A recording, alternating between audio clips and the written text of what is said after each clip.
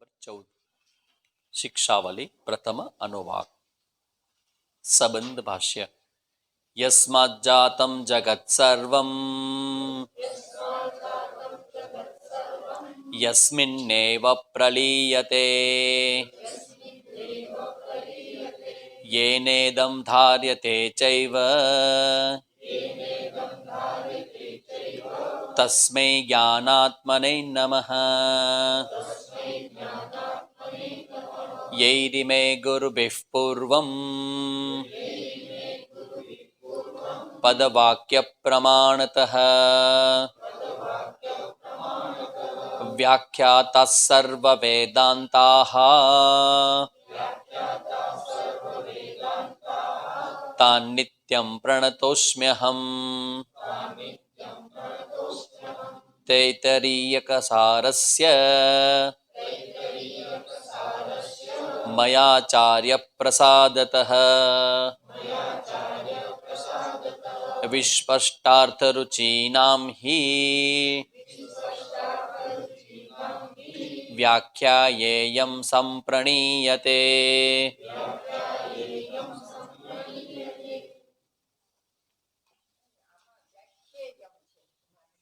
व्याख्येयं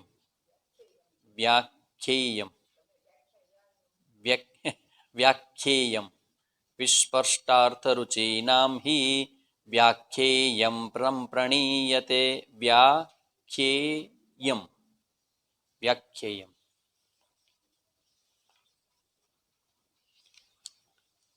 तो છેલ્લા ક્લાસમાં આપણે જોયું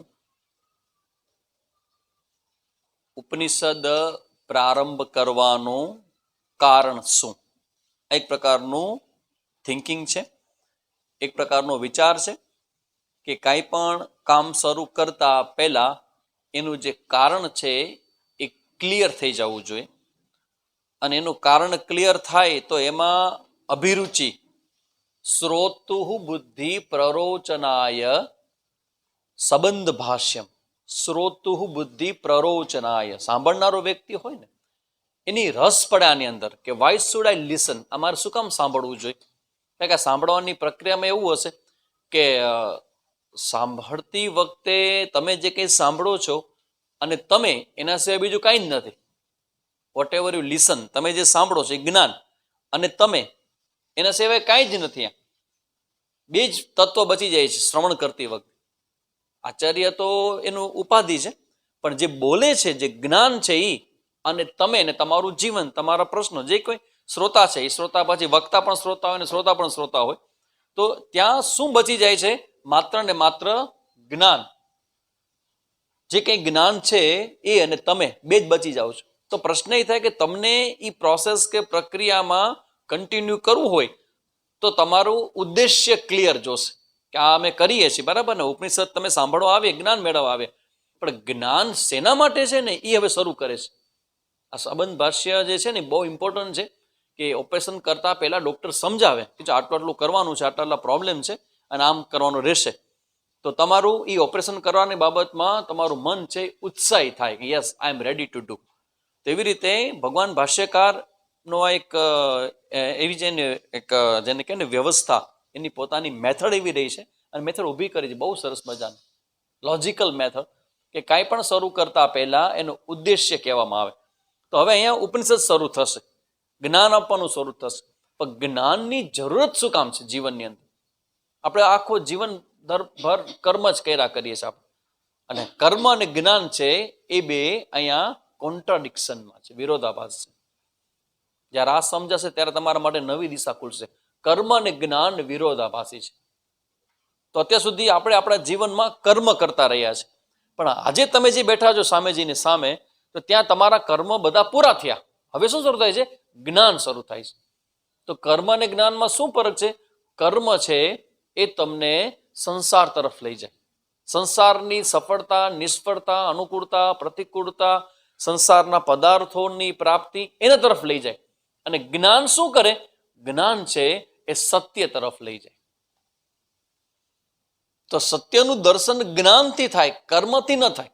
આખું મુદ્દો જે સમજાવ ભાષ્યકારનો એ છે કે કર્મની જે પ્રેરણા આગળ જે કહીને આવ્યા 1, 2, 3, 4, 5 ને 6 ચેપ્ટરમાં કહીને આવ્યા, તૈતરીય શાખાના 6 ચેપ્ટર, એમાં શું કહીને આવ્યા? કર્મની ચર્ચાઓ કરી. તો હવે એમ કે છે કે હવે 7, 8 અને 9 આ 3 જે ચેપ્ટર છે એ કર્મની ચર્ચા નથી, પણ કર્મથી જુદું, ટોટલી વિરોધી એવું જ્ઞાન, એની ચર્ચા હવે શરૂ કરશે. શું કામ બે વિરોધી છે? કારણ કે કર્મનું ફળ છે એ સંસાર છે. સંસાર એ સંસારની પ્રાપ્તિઓ. તો સંસારની પ્રાપ્તિમાં વાંધો શું તમને? સુખ તો અમને થાય જ છે, કારણ કે સંસાર માણસ છોડતો શું કામ નથી? સુખ મળે એટલા માટે. પણ હવે એ કહે છે કે તમને તમારા જીવન લક્ષ્ય સંસાર નથી, સંસારના પદાર્થો નથી, સંસારની સિદ્ધિઓ લક્ષ્ય નથી. ઓન ધ વે છે, ન મેળવવું જોઈએ એવું નહીં, મેળવો, પણ શેના માટે છે? તમને ખ્યાલ આવે કે જીવન કઈ આવી નાની વસ્તુઓ માટે ન હોય. જીવન છે એ કઈ આવી નાની વસ્તુઓ માટે. શું કામ નાની વસ્તુ? એટલે શું? સમયની મર્યાદાથી લિપ્ત છે. શું કામ? કારણ કે કર્મનું ફળ હંમેશા અનિત્ય હોય.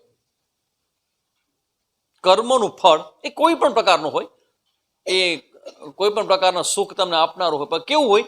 અનિત્ય. શું કામ? કારણ કે ટાઈમ ફ્રેમમાં છે. કર્મ છે એ સમયની મર્યાદાથી મર્યાદિત છે. તમે કરો છો અને ફળ મળે છે. તો ફળ સામે શું વાંધો છે? ફળ સામે વાંધો એ છે કે એ ફળ છે એ પૂરું થઈ જાય છે, ઓવર, ફિનિશ થઈ જાય છે. અને હવે જીવનમાં જોઈએ શું છે આપણને. હમણાં એક સ્વામીજી બહુ સરસ વાત સમજાવી. ત્યાં આપણા શંકરાચાર્ય છે ગોવર્ધન પીઠના, નિશ્ચલાનંદ દાસજી, બહુ સરસ. જોજો યુટ્યુબમાં એના બહુ સરસ. ઓહો, હમણાં કંઈક એને પ્રવચન કર્યું કે 1.5 કલાકનું 2 કલાકનું પ્રવચન છે. એમાં સુપ્રીમ કોર્ટ, હાઈકોર્ટના જજ અને વકીલોનું આખું ઓડિયન્સ, એની સામે 1.5 થી 2 કલાક સુધી એના બધા પ્રવચનો બધા કરેલા છે. એમાં એક મુદ્દો એનો એક સરસ મજાનો, બીજા પ્રવચનનો છે આ મુદ્દો, પણ મુદ્દો બહુ સરસ મજાનો હતો કે ભગવાન હૈ કે નહીં. આપણી ચર્ચામાં અહીંયા લેશું હજી આ વસ્તુને. પ્રશ્ન આખો એવો છે કે ભગવાન છે કે નહીં? કેવી રીતે સાબિત કરું કે ભગવાન હૈ? कैसे माने કે ભગવાન હૈ? કે ભગવાન દેખાતો નથી, તો ભગવાન હોવાની કંઈક અમારે બેઝ તો જોઈએ કે જેને કારણે અમે માનવા તૈયાર થાય કે ભગવાન જેવું જ છે. એટલે એને બહુ સરસ સમજાયું કે તમે ભગવાન છે એની સાબિત તમને આપો. સૌથી પહેલા તમને તમારા હૃદયમાં ઈચ્છા શું છે એ મને કહો. What is your desire? તમારા હૃદયની અંદર સૌથી મોટામાં મોટી ઈચ્છા કઈ? કોઈ એક ઈચ્છા કયો. બધી ઈચ્છાઓની પાછળ એક જ ઈચ્છા, સુખની ઈચ્છા. કરેક્ટ? બધાને સુખ જોઈએ છે. હવે આ સુખ જે જોઈએ છે, આપણે સુખની ઈચ્છા છે, એ સુખ કેવા પ્રકારનું જોઈએ છે? શાશ્વત, હંમેશા હોય એવું. પછી બીજો શબ્દ છે સ્વતંત્ર. સ્વતંત્ર એટલે કોઈ ઉપર, કારણ કે સુખ જ્યારે સ્વતંત્ર ન હોય ને ત્યારે ગમે ત્યારે વયું જાય. શાશ્વત સુખ જોઈએ, સ્વતંત્ર સુખ જોઈએ અને પૂર્ણ સુખ જોઈએ. કરેક્ટ? આ જે વાત કરવામાં આવે છે, તો શાશ્વત, સ્વતંત્ર અને પૂર્ણ સુખ જોઈએ છે. હવે એ પૂછે છે કે તમારી આવી ઈચ્છાનું કારણ શું? તમને આવી ઈચ્છા થઈ તો યાદ રાખજો, ઈચ્છા એને જે થાય કે જે હોય નહીં. ન હોય ને એની ઈચ્છા ન થાય કોઈ દિવસ. જે હોય ને એની ઈચ્છા થાય. બરાબર ને? આની પહેલા પ્રશ્ન કર્યો હતો કે આમાંથી કોઈને ગગપ ઉગાઈની ઈચ્છા થઈ છે? ન તમે જાણતા, નથી ક્યાંય ખબર, અને એમની ઈચ્છા તમને કેમ ન થાય? કારણ કે તમને એના વિશે કાંઈ તમારું કનેક્શન નથી. તો ભગવાન છે, શું કામ છે? કારણ કે તમને આ ઈચ્છા છે અંદરથી. ઈચ્છા હોય ને હંમેશા એનો વિષય હોય ને હોય. તો ભગવાન છે એવી રીતે આ બ્રહ્મ છે. બ્રહ્મ અને શું, કેવી રીતે બ્રહ્મ છે? તો કે આ બ્રહ્મ છે એના માટે, એટલા માટે કહેવાય કે એની ઈચ્છા છે બ્રહ્મની પ્રાપ્તિની. બ્રહ્મની પ્રાપ્તિ એટલે શું? સત્યમ, જ્ઞાનમ, આનંદ. એની ઈચ્છા બધાને છે. સત્યમ, જ્ઞાનમ, આનંદ. એ ઈચ્છા બતાવે કે બ્રહ્મ છે. તો બ્રહ્મ હોય તો પછી મારા જીવનમાં મારું લક્ષ્ય શું છે? કે અત્યારે મને એમ લાગે છે કે બ્રહ્મ મને પ્રાપ્ત નથી, તો મારા જીવન લક્ષ્ય શું છે? તો કે આ બ્રહ્મની પ્રાપ્તિ કરવી, એ જ મારું લક્ષ્ય છે. સંસારમાં શું છે, સંસારનું જે પ્રાપ્તિ થાય છે ને એ સ્થિર રહેતું નથી, બદલી જાય છે. Everything is change. કોઈ પણ વસ્તુ હોય ને, તમારે કોઈ પણ મોટા મોટી સિદ્ધિ હોય, કારણ કે મોટી સિદ્ધિ મીન્સ મોટી ઈચ્છા હોય ને ઈચ્છા પૂરી થઈ જાય. સંસાર એટલે શું? ઈચ્છા અને ઈચ્છાનો વિષય. અને સંસારના સંદર્ભમાં સુખ એટલે શું? જે ઈચ્છા મને થઈ છે એ ઈચ્છા મને મળી જાય. મારી ઈચ્છા પૂરી થઈ, પણ ઇન્ટરનલ મારી જે ઈચ્છા છે કે સુખ કન્ટિન્યુ રહે, સતત રહે, એ સંસારમાં શક્ય નથી. શું કામ શક્ય નથી? કારણ કે સંસાર પરિવર્તનશીલ છે. શું કામ પરિવર્તનશીલ છે? પૂરું થઈ જાય છે, કર્મ ઉપર આધારિત છે. સંસાર પરિવર્તનશીલ કેમ છે? કારણ કે પરિવર્તનશીલ એટલા માટે છે કે અપૂર્ણ છે, પૂરું થઈ જાય છે, ઇનકમ્પ્લીટ છે. તો તમને સંસારની અંદર બધી જ વસ્તુઓ અપૂર્ણ થઈ જાય છે, પણ આ ઈચ્છા કદી તમારી પૂરી થતી નથી સંસારમાંથી, કે મને પૂર્ણત્વ મળે. પણ સંસારમાંથી ક્યારેય મળતું નથી. તમારી ઈચ્છાઓ પૂરી થાય છે, મોટી મોટી ઈચ્છાઓ. તમે કલ્પના કરો, આજે જીવનનું એનાલિસિસ કરવું હોય ને, જેને કહેવાય ને કે આપણે પરીક્ષા લોકાન કર્મચિત્તાન, એ કરીને પછી ઉપનિષદમાં આપણે પ્રવેશ કરો. આખું બેકગ્રાઉન્ડ તૈયાર થાય છે. તમે વિચાર કરો, આપણે કેટલા અઠવાડિયાઓથી, કેટલા રવિવારથી આપણે જોઈએ છીએ તૈયારી, ઇઝ પ્રિપરેશન. પણ જ્યારે એનું રિયલમાં આખો ફોર્સ, આખું જ્ઞાનનું અવતરણ થશે, ત્યારે તો કેટલું બધું ભવ્ય હશે. કારણ કે તૈયારી આટલી બધી જબરજસ્ત. ભાષ્યકારે કેટલા સરસ શબ્દ લખ્યા છે કે ભાઈ, તમારા જીવનમાં તમે જે કર્મ કરો છો અને કર્મથી રિઝલ્ટ મળે છે, એ તમારી પ્રોસેસને, પ્રક્રિયાનું નામ તમારું જીવન. હવે એ કહ્યું કે આ જીવન છે એ તમારું જીવન પૂર્ણ કહેવાય કે ન કહેવાય? તો કે ના, કહેવાતું નથી. કર્મ અને કર્મના ફળ છે, એમાંથી કર્મમાંથી ફળ, અને ફળમાંથી પાછું નવું કર્મ. કારણ કે ફળ પૂરું થઈ જશે, વળી પછી બીજું કર્મ, પછી ત્રીજું કર્મ, ચોથું કર્મ. આમ તમે ધારો કે જોબ નથી મળતો, જોબ મળી ગયો, પછી અનુકૂળતાઓ. જોબ મળ્યો પણ તમને મહિનામાં એક જ વાર ઘરે જવા મળશે, તો જો તમારી બીજી ઈચ્છા પૂરી નહીં થાય. જોબની ઈચ્છા પૂરી થઈ ગઈ. તમારે જે લોકોને જોબ લેસ હોય એ લોકોનું સપનું હોય નોકરી, નોકરી, નોકરી. મળી ગઈ નોકરી, ચાલો 50,000 જોબ મળી ગયો. તમને કલ્પના જ નથી, 50,000 જોબ મળી ગયો. કેટલો આનંદ થાય કે 50,000 મળશે, મહિનામાં એક જ વાર ઘરે આવવા મળશે, 2 દિવસ. તો આ સુખ મળ્યું, કમ્પેરેટિવલી આ સુખ ન મળ્યું. આ સંસારમાં રહેવાનું રહેવાનું રહેવાનું. જે પણ કંઈ ગેઇન થશે ને, બીજું પ્રાપ્ત નહીં થાય. તો હવે ભગવાન ભાષ્યકાર કહે છે, કર્મ હેતુ જે છે, તમે કર્મમાં ઇન્વોલ્વ થાવ છો, એ કોના માટે થાવ છો?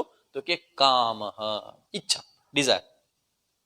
ભગવાન ભાષ્યકાર અજ્ઞાન અવિદ્યા આગળ જઈને બહુ જોરદાર ખોલશે. અત્યારે ઇન્ટ્રોડ્યુસ કરીને નીકળી જશે આગળ. ઘણી વાર આચાર્ય મેથડ છે કે સિમ્પલી શબ્દ મૂકી અને આગળ નીકળી જાય, આગળ જઈને પછી એને ડેવલપ કરે. તમે નિયમિત રીતે જો બધું ભણતા હો ને, તો ખબર પડે કે જે શબ્દ આગળ ખાલી મૂકીને વયા ગયા હતા, એને હવે ખોલે છે ભગવાન ભાષ્યકાર. તો કે છે, આપણે લાસ્ટ ટાઈમ જોયું હતું આ, કે કર્મ હેતુ કામશ્યાત. શું કામ? કર્મનો હેતુ કામ છે, પ્રવર્તકત્વાત. એના દ્વારા કર્મમાં પ્રેરણા થાય છે. ઈચ્છાથી કર્મમાં પ્રેરણા થાય છે. કર્મમાં પ્રવૃત્તિ કર્મ માટે નથી, પણ ઈચ્છા માટે છે. શું કામ? તો કે હવે જોઈને કોન્ટ્રાડિક્શન આપે છે. This is method. કોન્ટ્રાડિક્શન છે. કર્મની પ્રેરણા ઈચ્છા શું કામ છે? તો કે જેની અંદર ઈચ્છાઓ નથી હોતી એને કર્મમાં પ્રવૃત્તિ નથી હોતી. કોની કર્મમાં પ્રવૃત્તિ નથી હોતી? જ્ઞાની પુરુષોની. જ્ઞાની પુરુષો ધર્મ, અર્થ અને કામની પ્રાપ્તિ માટે ક્યારેય કર્મ કરતા નથી. તો ઈ કેવા વ્યક્તિ છે? આપ્તકામા નામ હિ કામાભાવે સ્વાત્મની અવસ્થાનાત પ્રજહાતિ યદા કામાન સર્વાન પાર્થ મનોગતાન. લાસ્ટ ટાઈમ આપણે બધા કોટેશન જોયા હતા. ઇવન બીજા અધ્યાયનો એક શ્લોક પણ બતાવ્યો હતો. આપૂર્ણ્ય માળો સમુદ્ર, જે બધી જેમ નદીઓ બધી સમુદ્ર તરફ જાય છે, એ એવું એક્ઝામ્પલ બહુ સરસ સ્વામીજી એમાં બતાવ્યું કે ભાઈ નદીઓ છે એ શું કામ સમુદ્ર તરફ જાય છે? વાય? એમાં સમુદ્ર તરફ જવાનું શું જરૂર? વાય? ધ્યાન રાખવા. અચ્છા, હવે એક નવો, આ તો તમે બધા સાંભળો, સાવ નવો પ્રશ્ન. અગ્નિ પ્રગટાવી, અગ્નિ ક્યાં જાય? વાય? ગુરુત્વાકર્ષણ તો નીચે ખેંચે, તો અગ્નિ ઉપર શું કામ જાય છે?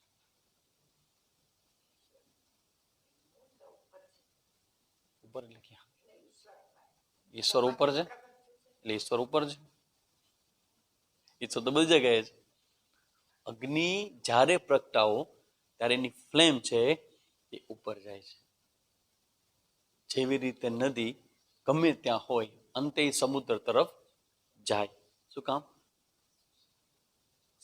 સાગા આકાશાત પતિતમ તોયમ સાગરમ પ્રતિગચ્છતિ સર્વદેવ નમસ્કારમ કેશવમ પ્રતિગચ્છતિ. અગ્નિના તત્વો એ સૂર્યમાંથી આવે છે. કારણ કે આખા વિશ્વનો જે અગ્નિ છે ને એનું મુખ્ય જે છે ને એ નભમંડળમાં રહેલો સૂર્ય, એનર્જીનો સ્ત્રોત એક જ છે, સૂર્ય. અને એમાંથી આવેલો અગ્નિ જ્યારે જ્યારે પ્રગટ થાય ને ત્યારે એના તરફ જવા માટે લાલાયિત થાય. તો આપણે લોકો પણ ભગવાન તરફ લાલાયિત એટલા માટે થાય છે, સત્યમ જ્ઞાનમ અનંતમ, સચ્ચિત અને આનંદ, કારણ કે એ આપણું મૂળ છે. એના તરફ આપણે જવા લાલાયિત થાય છે. અગ્નિના કણો પણ સૂર્ય તરફ જવા લાલાયિત થાય છે. તો એવી રીતે મૂળ તરફ જવાનો જે પ્રયાસ છે, અને ભગવાન ભાષ્યકાર કહે કે જે મૂળને પ્રાપ્ત કરી જાય ને એની અંદર ઈચ્છાઓ પૂરી થઈ જાય. ઈચ્છાઓ પૂરી થઈ જાય એટલે શું થાય? ઈચ્છાઓ જેની પૂરી થઈ જાય એટલે શું થાય? તો કે સુખે દુઃખે સમય કૃત્વા લાભા લાભો જયા જયો. બધાની અંદર એની અંદરની પોતાની જે કામનાઓ છે એ પૂરી થાય એટલે કોઈ પણ વસ્તુને પકડવાનો પ્રયત્ન છે ને એ રિલીઝ થઈ જાય. એનું એક સુખ છે. તો જે લોકોને અનુભવને ખબર હોય સુખ છે રિલીઝ કરવા. આપણે શું છે કે ભેગું કરીએ, ભેગું કર્યા પછી મેન્ટેન કરવા માટેનો આપણો જે પુરુષાર્થ છે એ ડ્રોપ આઉટ થઈ જાય. એટલે જ ઘણા વખત મહાત્માઓનો એટીટ્યુડ તમે જોવા મળે. બહુ મોટો મોટો આશ્રમ કરે ને પછી કોઈ ગ્રસ્તી પૂછે કે બાપુ એ કે આવડું મોટો તમે ઊભો કરો છો તો એ કે પછી કે કાલ સવારે કે કોઈ શિષ્ય નહીં મળે શું કરશો આનું? જામનગરમાં સ્વામીજીને આ પ્રશ્ન કરવામાં આવ્યો હતો કે તમે બધા બ્રહ્મચારી તૈયાર કરો, બ્રહ્મચારી બાકી જશે ને હરકો કે નહીં ઊભું કરે, તમારે જેમ મેન્ટેન નહીં કરે તો? એટલે સ્વામીજી બહુ સરસ જવાબ આવ્યો કે તમારા દીકરાઓ માટે તમે ઊભું કરો છો કે નહીં? તો કે તમને વિશ્વાસ છે કે તમે જેવું ઈચ્છો છો એવું જ કરશે? તો કે ના. તો કરો છો કે નહીં? તો કરો છો ને. તો તમે કરો છો એ બરાબર છે, કારણ કે તમને એવું છે કે અમારા સંતાનો સાચો છે પાછળથી. ને અમે જે કરીએ છીએ ને અમને ખબર છે કે આ ભગવાનનું છે અને ભગવાન સાચો છે. તમે કલ્પના કરો, કરોડોની સંપત્તિ, કેટલા એવા નર્મદા કિનારે આશ્રમો છે કે જ્યાં મહાત્માઓને એટલા મોટા મોટા આશ્રમો હોય ને એ હસતા હસતા વયા જાય. પાછળ છેલ્લી ઘડીમાં ચિંતા ન કરે કે અરે અરે હવે આનું કોણ થશે, એટલે સાફ થઈને પાછા ના આવે. આપણા ગ્રસ્તની અંદર હજી એવું થશે કે એવી તમારી ઈચ્છા રહી જશે કે તમે આટલું બધું ઊભું કર્યું, પછી છેલ્લી ઈચ્છા આવી જાય કે આનું મેન્ટેન કોણ કરશે, આનો ઉપયોગ ક્યાં થશે? જ્યારે મહાપુરુષોને એટલી બધી અલિપ્તતા હોય કે કેટલું બધું મોટું ઊભું કરે. અમારા પૂજ્ય સ્વામીજીને મેં જોયું, એવડા મોટા આશ્રમો, 4 આશ્રમ, 4 જેમ શંકરાચાર્ય 4 પીઠ સ્થાપિત હતી એમ પૂજ્ય સ્વામીજી 4 આશ્રમ. એક આશ્રમનો ખર્ચ એ સમય મને બરાબર ખબર છે કે લાખો ઉપર હતો, 3 લાખ 4 લાખ 5 લાખ એક આશ્રમનો ખર્ચ. 4 આશ્રમો એ સ્વામીજીના નામથી ચાલતા. તમે કલ્પના કરો કેટલું મોટું સ્વામીજીએ ઊભું કર્યું. પણ પછી કેવું ઇવન રહેતા ત્યારે પણ મેં જોયું આ સ્વામીજી જ્યારે પણ કોઈમ્બતુરમાંથી ધારો કે અમેરિકા ગયા હોય તો કોઈમ્બતુર ઇઝ ફિનિશ, કાંઈ જ નહીં, કોઈ કોમ્યુનિકેશન નહીં, બધું પૂરું. એ બધું જે સોંપ્યું ને એ જે કરે જેવું કરે એવું વળી પાછા આવે ત્યારે વળી પાછા ચાલુ કરે હાથમાં લે. એ દેખાતું હતું આ. ને એક વાર વોકિંગ કરતા કરતા એ શબ્દો બોલ્યા હતા, અમુક શબ્દો એના કોપી પેસ્ટ મેં કર્યા છે, જે ગમતું હોય ને આપણને, કે આમાં તો ઘણું બધું કહેતા હોય પણ એક સમયે એક શબ્દ એ બોલ્યા હતા, હૃદયમાં બેસાડ્યું. શબ્દ એવો હતો કે કરોડો રૂપિયા મારી પાસે આવ્યા છે, crores of rupees came to me and it goes. આવ્યા છે અને એટલા જ ગયા છે. I don't have any stink, એટલે કે એક લીટો in my heart.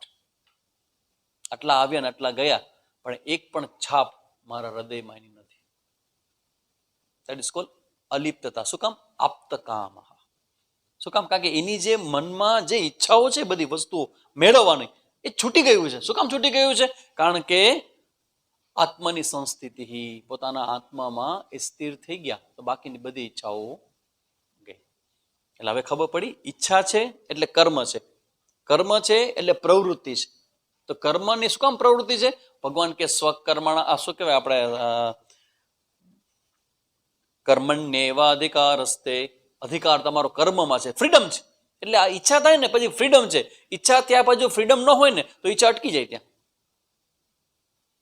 ઈચ્છા થાય એટલે ફ્રીડમ છે તમારી ત્યાં શેની કર્મ કરવાની, તો માણસ કર્મમાં લાગે છે. એટલે ભગવાન ભાષ્યકાર કે આ કર્મની જે પ્રવૃત્તિ છે ને એ પ્રવૃત્તિ તમારી ઈચ્છામાંથી થાય છે. હવે પછી છેલ્લે કહે છે કે ઈચ્છા ક્યાંથી થાય છે, તો કે જેની અંદર જ્ઞાન હોય છે એની અંદર ઈચ્છા થતી નથી. આપ્ત કામ, જેની અંદર જ્ઞાન થઈ જાય. શેનું જ્ઞાન થઈ જાય? આત્માનું. તો આત્માનું શું જ્ઞાન થઈ જાય તો ઈચ્છાઓ ન થાય?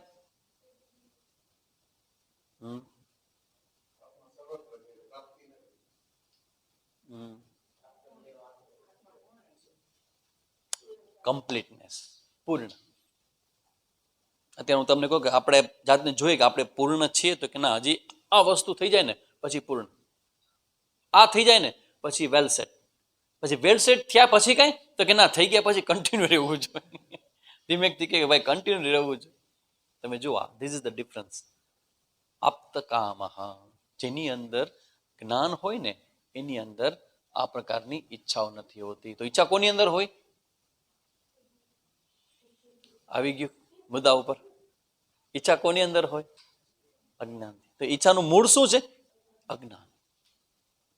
હવે તમે બરાબર સમજાશે કે આપણે શું કામ અહીંયા દર રવિવારે ભેગા થઈને આ પુસ્તક ખોલીને આપણે સમજવા પ્રયત્ન, માથું મારી જામાં. એટલા માટે કે આ કરવાથી વિદ્યા મળે, અને વિદ્યાથી શું થશે? અવિદ્યા દૂર થશે. અને અવિદ્યા દૂર થશે તો શું દૂર થશે? ઈચ્છાનું દબાણ હટી જશે. ઈચ્છાનું દબાણ હટી જશે તો શું થશે? કર્મની પ્રવૃત્તિ માટેમાંથી ફ્રીડમ મળી જશે. અને તો શું મળશે? એના મોક્ષ. That's all. તમારે મેળવવું છે, મેળવવું છે, મેળવવું છે, એ બંધ થઈ જાય તો સોર, ધેટ ઇઝ કોલ્ડ મોક્ષ. એટલે અંતે આપણે આ મોક્ષ કરવા માટે એમાં ભગવાન ભાષ્યકારે 2 કોટેશન અહીંયા આપ્યા હતા. અભયમ પ્રતિષ્ઠામ વિંદતે, તૈત્તરીયોપનિષદના બીજા ચેપ્ટર નામ શું છે? બ્રહ્માનંદ વલ્લી. Very good. એમાં 7મા મંત્રના અભયમ પ્રતિષ્ઠામ વિંદતે. અભયમ, અભયમનો મતલબ છે જેની પ્રતિષ્ઠા, એટલે જેની નિષ્ઠા થઈ છે. શેમાં? વિંદતે, આત્મની. આત્મામાં જેની નિષ્ઠા થઈ છે એના જીવનમાં અભયતા છે. અભયતા એટલે શું?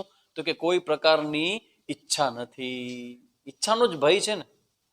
આપણે અંદર જે ઈચ્છા છે એનો તો ભય છે. ઈચ્છા નહીં થાય તો, ઈચ્છા મુજબ નહીં થાય તો, ઈચ્છા પૂરી નહીં થાય તો એનો ભય છે. એમાંથી એ મુક્ત થઈ જાય છે.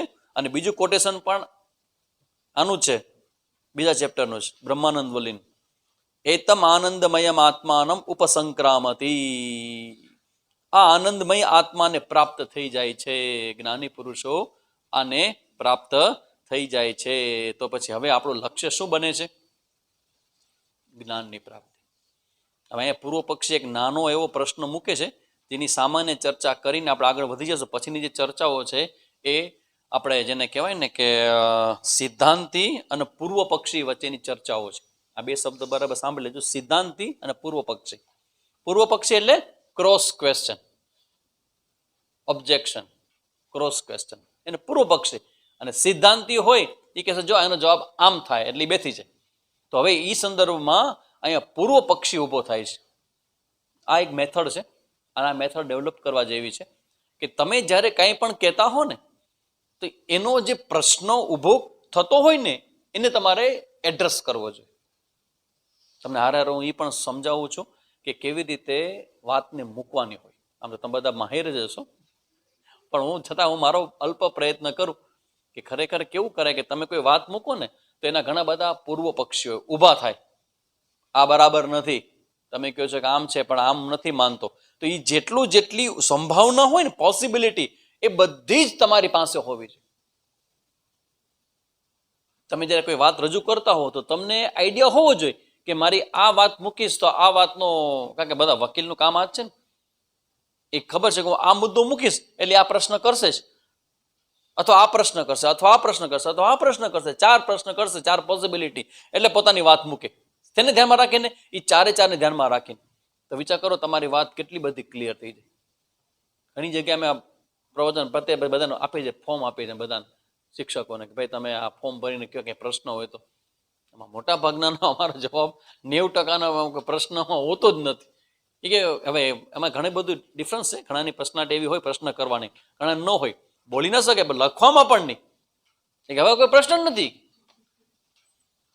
કારણ કે તમે જે કંઈ વાત રાખો છો એ એક વાત રાખો, પછી એમને જે બીજો પ્રશ્ન થાય ને એ તમારી બીજી વાત હોય, પછી એમાંથી જે પ્રશ્ન થાય ને એ ત્રીજી વાત હોય તમારી. એમ કરતા કરતા કરતા તમે બધા જ વાત કહેતા ગયા અને પ્રશ્ન સોલ્વ કરતા ગયા, કહેતા ગયા, સોલ્વ કરતા ગયા. હવે અમને આમાં વિરોધી વાત ક્યાં અમારે પૂછવી, કોન્ટ્રાડિક્શન ક્યાં જવું? બીજું જાણવા માટે પૂછીએ અમે કે ભાઈ ઉપનિષદમાં શું હોય, એવા પ્રશ્ન હોય.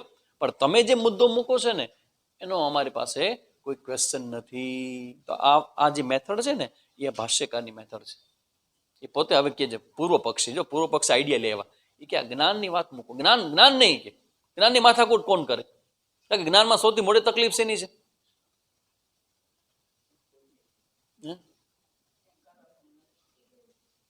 જ્ઞાનમાં સૌથી મોટો પ્રોબ્લેમ એક જ વસ્તુનો છે, સાધન ચતુષ્ટય યાર માથાકૂટ છે એમને. હા, 4 પ્રકારના કોઈ પણ ઉપનિષદ તમારે શ્રવણ કરવું હોય, બરાબર, તો જ્ઞાન તમને થાય ઉપનિષદથી, પણ ન થાય. ઉપનિષદ સાંભળવાથી જ્ઞાન થાય પણ ન થાય. શું કામ ન થાય? કારણ કે થવા માટેની ફૂદરડી છે. શું છે ફૂદરડી ભાઈ? 4 ફૂદરડી છે: વિવેક, વૈરાગ્ય, શમદમાની સટક સંપત્તિ, મુમુક્ષુત્વ. આ 4 વસ્તુ શું છે? તો કે આ તમારા મનની એક તમારી મેચ્યોરિટી છે, પક્વતા છે. એ પક્વતાની અપેક્ષાએ આ જ્ઞાન છે એ પ્રગટ કરવામાં આવ્યું છે. હમણાં એ સ્વામીજી કહેતા હતા કે કોઈ પ્રશ્ન કર્યો કે શ્રી વિદ્યાને દીક્ષા આપશો કે શ્રી વિદ્યા એટલે શું? That was the question. અને સ્વામીજી બહુ સરસ સમજાયું શ્રી વિદ્યા વિશે, કે શ્રી વિદ્યા છે એ બ્રહ્મ વિદ્યા જ છે, લાઈક એઝ એ બ્રહ્મ વિદ્યા. પણ અમે બધાને આપતા નથી. આજકાલ તો ગલીએ ગલી નીકળ્યા શ્રી વિદ્યા દેનારા અને દેવાનારા, બધું જ મળે, પણ એ રિસ્કી છે.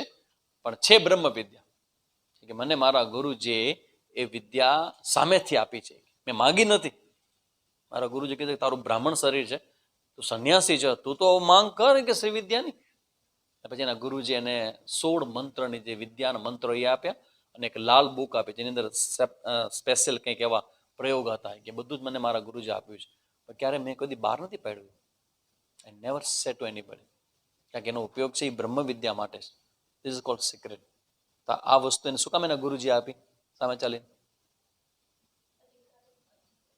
એટલે હવે હું એટલા માટે આ વાત મુદ્દો મૂકું છું. મારું તાત્પર્ય કોઈને સમજાય છે શું હશે એનું તાત્પર્ય?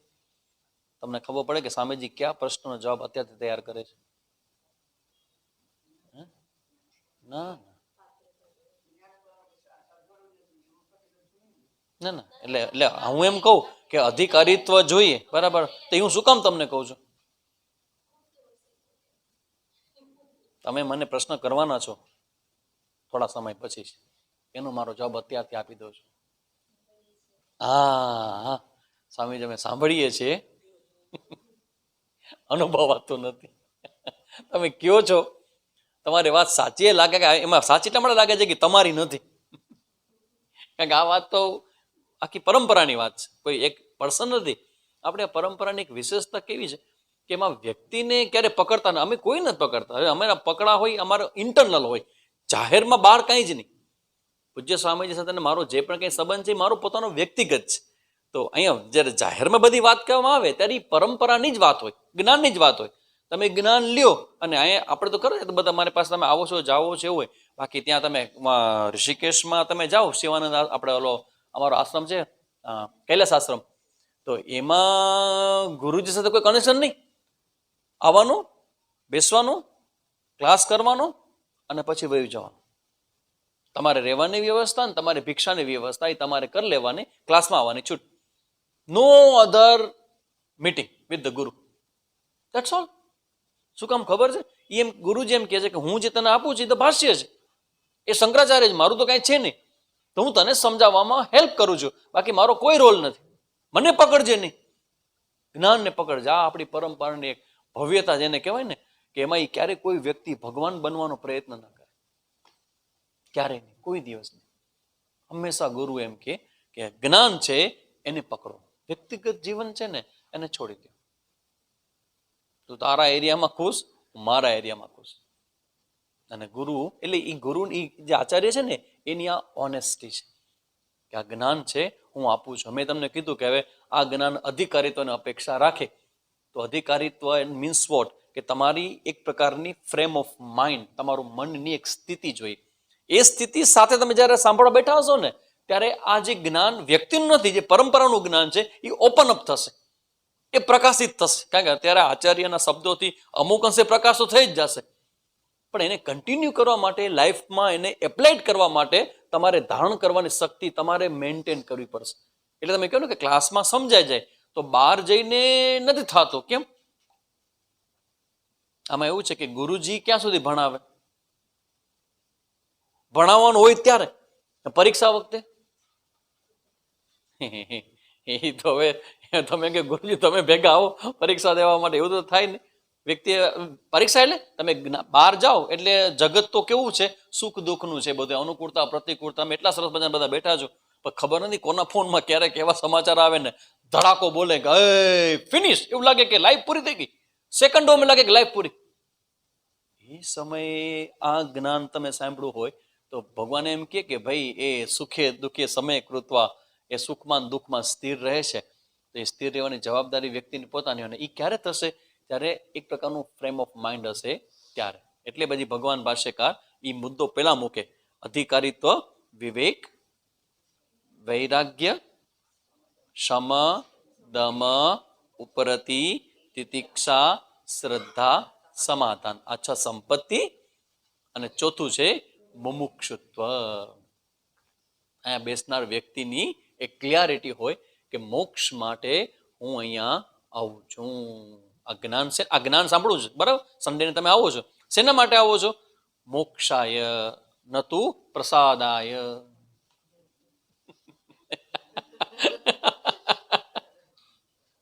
મોક્ષાય, મોક્ષાય ભગવાન આપે. તો આપતા નથી આપણે તો કોકો ભગવાન પ્રસાદ દે છે, પણ બધાને જન્મદિવસ હોય ને પ્રસાદ પ્રસાદ ને એ બધું પછી એક લાઈન પછી બદલી જાય, પછી પ્રસાદ જ મહત્વ નથી.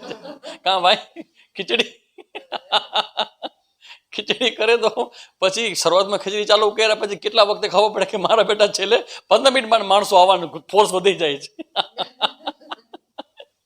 પછી કેવું કરવું પડે કે પેલી 15 મિનિટ પછી દરવાજા બંધ કરી દેવામાં આવે, જેટલા આવ્યા હશે એને જ ખીચડી આપવામાં આવશે. એટલે લક્ષ્ય બદલાઈ ન જાય. નવો આઈડિયો આપ્યો એને પ્રેક્ટિકલ કે બધાએ અધિકારી કોણ છે કે જમીન આવે એ અધિકારી.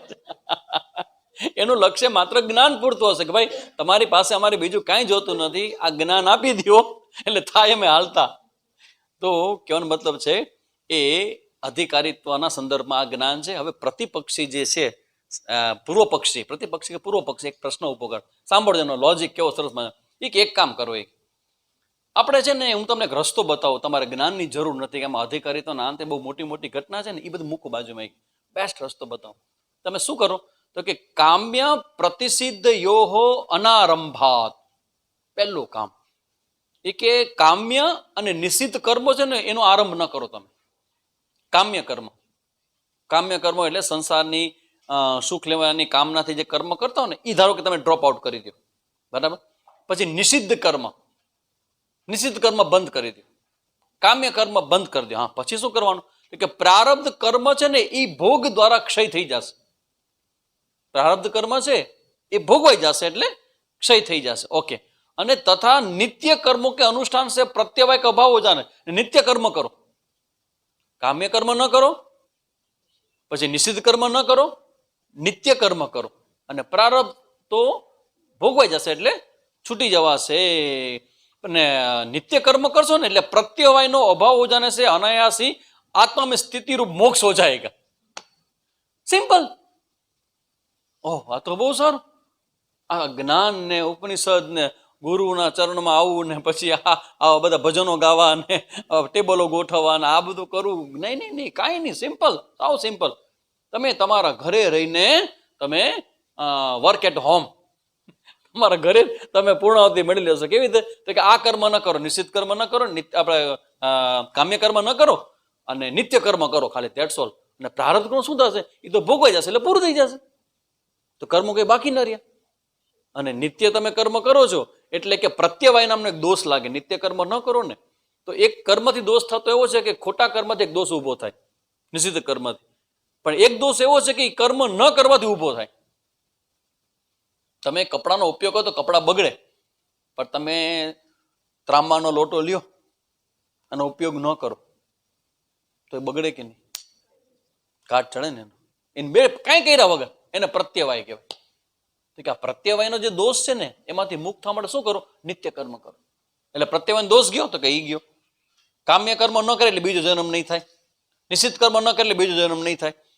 અને જે કંઈ પાછલા પ્રારબ્ધ કરેલા છે એ તો ભોગવાઈ જશે બધા, તો કર્મ રહ્યા નહીં બાકી. તો પછી आत्मा में मोक्ष हो जाएगा अथवा स्वर्ग शब्द वाच्य आत्यंतिक प्रीति कर्म जनित होने के कारण कर्म से ही मोक्ष हो जाता है, ऐसा यदि माना जाए तो આવું કરીએ તો તમારા એમાં સમજ્યા પૂર્વ પક્ષને શું કેવું જનતે?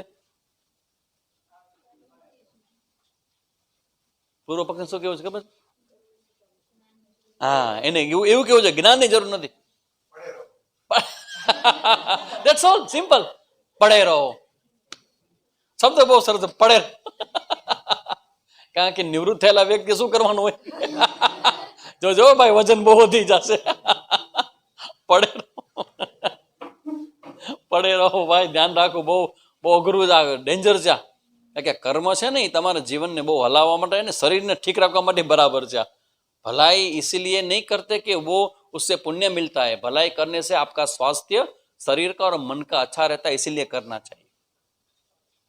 તો હવે એને કેવું એમ છે કે જ્ઞાન રહેવા જોઈએ. જ્ઞાનની પુસ્તક લેવાનું, મંગાવવાનું, કરવાનું, વાંચવાનું, સંસ્કૃતમાં એ બધામાં છૂટકારો. આવું માનીએ તો સિદ્ધાંતે કહે છે ના ભાઈ, ધેટ ઇઝ નોટ કરેક્ટ. શું કામ? કર્મ અનેકત્વાત, એક વાત શબ્દની અંદર બધું એને કરી ભગવાન ભાષ્યકાર. હવે એને ખોલશે મેથડ જો આખી, એક શબ્દ એમાં બધું અંડરનીથ ભરેલું હોય અને પછી શબ્દને ખોલે આખું પેરેગ્રાફ. વળી પછી બીજો શબ્દ, વળી પાછું એને ખોલે, પછી પેલો શબ્દ ને બીજા શબ્દને કનેક્ટ કરે. એટલે આઈડિયા એકદમ ક્લિયર થાય. આટલા બધા લોકો ભગવાન ભાષ્યકારને જે પ્રેમ કરે છે એનું કારણ એ છે કે એને જે રીતે આટલા વર્ષો પહેલા એનું માઇન્ડ વિચાર કરો કેવું હાલતું હશે, કે કરેક્શન નથી. આપણે ડિક્ટેશન લખતા હો બેઠા બેઠા, એક કવિતા લખવી હોય બેન, ધંધે લાગે છે. એ ખાલી કવિતાને શું કરવાની છે? કોપી કરવાની છે. કેવી રીતે ખબર છે? તમારે સાંભળવાની છે, લખવાની છે. એમાં ભૂલ થાય કે ન થાય? 2020 लोग तुझे ताने मारते हैं वो सही नहीं है, કવિતા છે. અને એ કવિતા લખવાનો પ્રયત્ન કર્યો, લેખા પછી 4 ભૂલ, ફરી પાછી કરે પછી એક ભૂલ તો રહી ગઈ, પછી એ ભૂલ કરેક્ટ થઈ. તો ભગવાન ભાષ્યકારે આવડું મોટું ભાષ્ય લખ્યું, રચના કરી, પણ નો કરેક્શન ક્યારેય નહીં. જસ્ટ સ્ટાર્ટ, ધડ ધડ ધડ ધડ ધડ ઉતરી ગયું. ભગવાન તમે જરા ઉતાવળમાં લખી નાખ્યું છે. આ ભૂલ થઈ ક્યાં થઈ ખબર છે? ભૂલ બ્રહ્મચારીઓમાં થઈ છે. કારણ કે આ તૈતરીય ઉપનિષદ માંગ્યું ભગવાન ભાષ્યકારે, અને એનો બ્રહ્મચારી કે તૈતરીય લઈ આવ, તો ઓલો વિષ્ણુ સહસ્ત્ર લઈ આવ્યો. પછી ભગવાન એના પર ભાષ્ય લખ્યું કે પેલા વિષ્ણુ સહસ્ત્ર ઉપર અને પછી આના ઉપર. તો કે ભગવાનની ભૂલ નથી. ભૂલ કોની છે? તો કે એની પાસે ભાવથી કામ કરનારા ભાવિક ભક્તોની ભૂલ થઈ જાય, કઈ વાંધો નહીં. પાછા ભાષ્યકારની માનતે એવી, એને બહુ એક્સપોઝ ન કરે, પણ ક્યાંક લખી દે કે મંગાવ્યું તમે તૈતરીય. કોઈ પૂછ્યો હશે કે ભગવાન તમે સૌથી પહેલા વિષ્ણુ સહસ્ત્ર શું કામ લખ્યું? આ કાં કંઈક પ્રશ્ન કરતા કંઈક કર્યો જ હશે. એ બધા આપણી પાસે ક્યાંક પુસ્તકમાં હશે કે ભગવાન ભાષ્યકારને કરેલા પ્રશ્નોના આપેલા જવાબો. તેમાં કોઈ પૂછ્યો છે કે તમે પેલું કેમ લખ્યું? તો કે ભાઈ મેં મગાવ્યું તો આ છોકરો મારો એ કે ભાવથી કે છોકરો છે કે ભૂલી ગયો એ આ લે એવો વિશ્વાસ હતો એ મેં કર્યું. શંકરાચાર્યજીના લખવાની અંદર ક્યાંય ભૂલ નહીં. એટલે હવે કહે છે કે ના, ચાલો હવે તમે આનો જવાબ તમે પણ વિચારી શકો. ભગવાન ભાષ્યકાર તો દે છે, શું થાય આનો જવાબ? અને કર્મના સંદર્ભમાં જો જોરદાર એની વાત કરી કે ભાઈ આ તમે આ નિશ્ચિત કર્મ ન કરો, પછી તમે ઓલા કામ્ય કર્મ ન કરો. વાત બહુ એટ્રેક્ટિવ લાગે, વાહ તો બહુ સરસ મજાનું. જો બધી જગ્યાએ બધા સંપ્રદાયોમાં બધી જગ્યાએ જો આ બધા વસ્તુ ના પડે. તમે જોઈ લો, કોઈ પણ સંપ્રદાયમાં જાઓ ને તમે, કોઈ પણ પરંપરામાં, ત્યારે જો કામ્ય કર્મ હંમેશા બધા ના પાડે. ભગવાનને પસંદ થાય એવું કરું, ભગવાનનો રાજીપો રાખવો આપણે, ભગવાનને ગમે એ કરું. એટલે શું કે છે? કામ્ય કર્મ ન કરવા. પછી બીજું એને આપે છે, ચોરી ન કરવી, હિંસા ન કરવી, મદ્યપાન, આ બધા અમુક પ્રકારના સિદ્ધાંતો હોય ને કે ભગવાન ના પડે છે કે આ વસ્તુ નહીં કરવાની. જો તમે જો ઈ છે, કામ્ય કર્મ નથી, પછી નિષિદ્ધ કર્મ નથી, આટલી માળા પૂજા તો રોજ કરવાની, તો ભગવાન તમારું બધું સંભાળી લેશે. એને શું કહેવાય? નિત્ય કર્મ. નિત્ય કર્મ કરશો ને તો આખા દિવસમાં તમારું જે કે પાપ ઊભું થયું છે ને એ બધું રિઝોલ્વ થઈ જશે.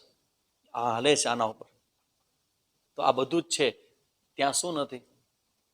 જ્ઞાન નથી.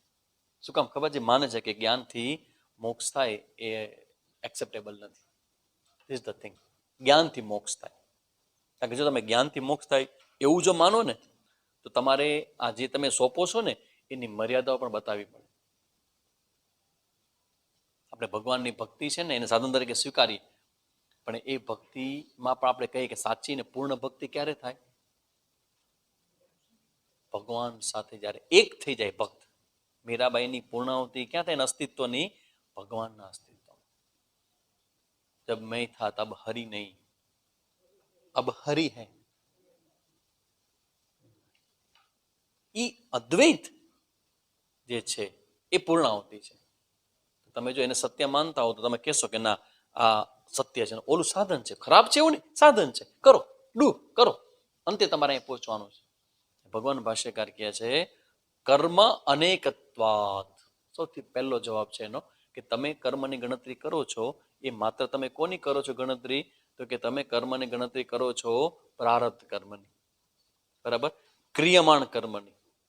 હજી એક કર્મ બાકી રહી જાય છે, સંચિત કર્મ. એનું શું કરશો?